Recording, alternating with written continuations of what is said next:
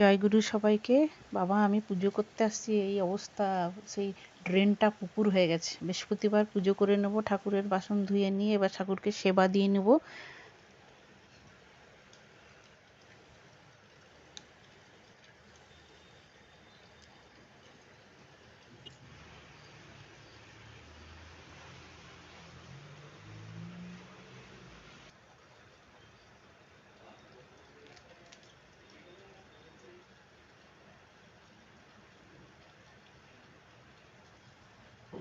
এবারে যাব, পুজো হয়ে গেছে, এবার পরোটা বানিয়ে দেবো। মেয়েরা আজকে ঘরে রয়েছে, রাস্তাঘাটে পুরো জল ভরে রয়েছিল বলে ওই জন্য মেয়েরা স্কুল আর একজন ট্রেনিংয়ে যেতে পারেনি, ওই জন্য ঘরেই রয়েছে। ওদেরকে খাবার দিয়ে দেবো, চাও বানিয়ে নিয়ে আমিও খেয়ে নেবো। দেখো ওই জায়গাটায় পুরো জল মনে হচ্ছে পুকুর হয়ে গেছে। তাহলে আজকের মতন এতটাই। Bye bye. সবাই ভালো থাকবে, সুস্থ থাকবে।